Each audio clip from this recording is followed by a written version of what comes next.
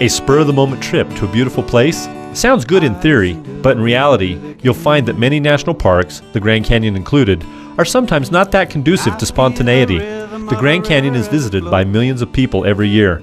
Coming here in peak travel season without advanced reservations is a recipe for a ruined vacation.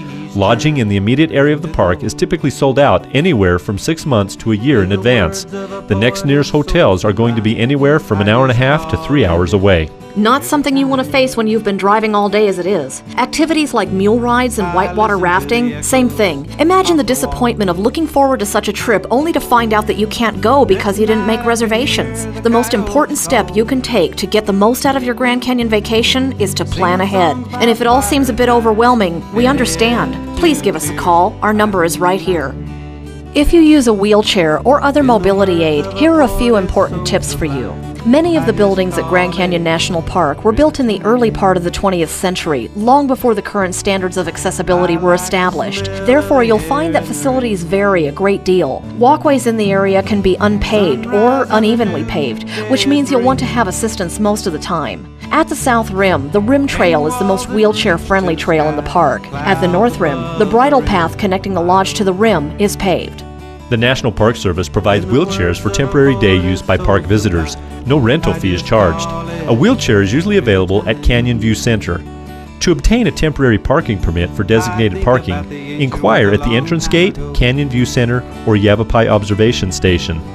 Several of the daily interpretive ranger programs are wheelchair accessible. Inquire at the Canyon View Information Center or look in the guide for specifics. A copy of the Grand Canyon National Park Accessibility Guide is available upon request at the Canyon View Information Center, Yavapai Observation Station, Kolb Studio, Tucson Museum, and the Desert View Information Center. Most shuttles are inaccessible to wheelchairs. Accessible shuttle buses may be requested in advance by calling 928-638-0591.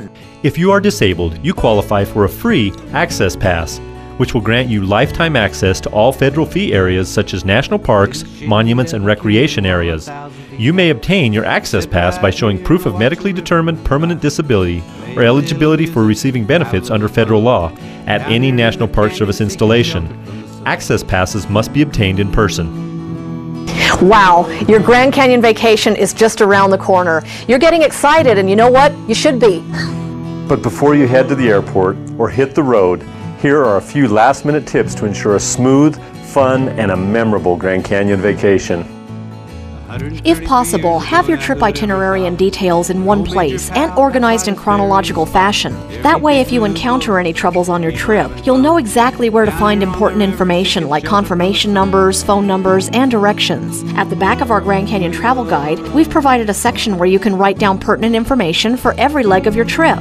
Another useful tool for doing this is Google Notebooks. Just go to www.google.com/notebook, create an account, and download their notebook program for free. You can use this to pull together websites you find helpful, as well as personal notes on your hotels, activities, addresses, phone numbers, you name it.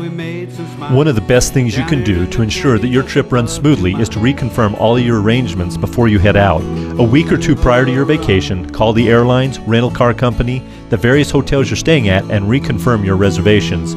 Be sure you have your confirmation numbers handy when you do so. Also, write down the names of the people you speak with. On tours, most will ask that you call to reconfirm the day prior to your trip.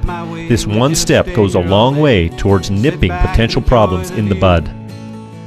If you've watched this video up to this point, you've saved a lot of time planning your Grand Canyon vacation.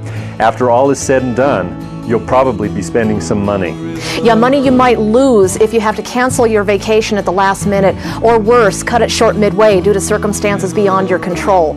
That's where travel insurance comes in. It's almost time. Your suitcases are out. Now all you have to do is pack them.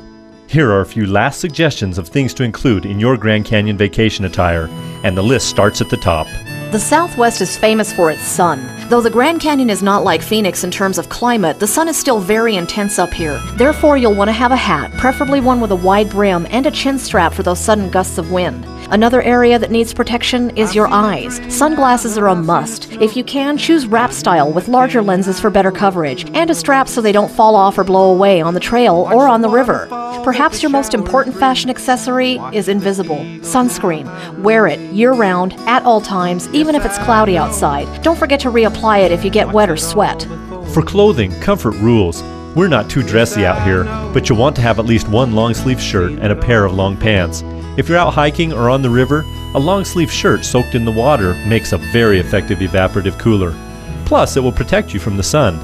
Evenings can still get chilly up here, even in the middle of summer, so you'll at least want to have a light jacket. For many of your all-day tours, you'll want to dress in layers, as it'll be a bit cold in the morning, then warm up as the day goes on. Otherwise, Northern Arizona is casual with a capital C. Even our more upscale restaurants have very relaxed dress codes. At the El Tovar Hotel, for example, they request that you not wear shorts to dinner, and that's it. And last but not least, shoes. Unless you know that you'll be going out someplace very formal, leave the business and dressy type shoes at home. Shoes with slick soles are not well suited to the terrain out here. Many walkways are unpaved, so you'll want to wear something with a minimum of tread, even if you plan to take it easy. If you prefer sandals, forego the flip-flops and pick up a pair of sports sandals such as Tevas or Chacos. These sandals were invented by Colorado River Guides. Their ingenious design, with ankle straps, will keep most stickers and pebbles at bay, plus you can walk through water in these shoes without removing them or worrying about ruining them. If you're going hiking in the canyon, hiking boots are best, but whatever kind of shoe you wear, make sure it's broken in. The Inner Canyon is not the place to break in new shoes of any kind. A couple of other items you might want to bring or purchase when you get here are a flashlight, because outdoor lighting is minimal out here, water bottles, or perhaps a lanyard for store-bought water, and a small backpack for those day hikes and other adventures. This Grand Canyon travel planning video has helped you save time, money, and hassle in planning your vacation from start to finish. If you've started this process feeling overwhelmed, we hope you now feel confident in planning a vacation to the Grand Canyon that will give you a lifetime of cherished memories. And of course, if there are any lingering questions, you have our email address, you have our phone number. Give us a call or drop us a line.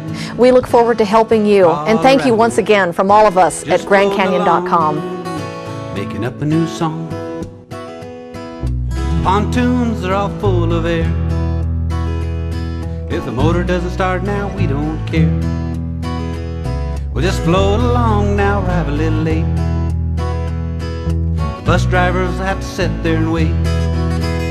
And it's down the Colorado, just floating along, making up a new song. We talk about the history in the days of old. Talk about the time that they searched for gold. Talk about the dinosaurs long ago. We're floating along on the Colorado, and it's down Colorado, just floating along, making up a new song. Passengers need no shirt, no shoes. Down here on the river we sing no blues. I like to kick back and have a little fun. Down here on the river just playing in the sun. And it's down Colorado, just floating along, making up a new song.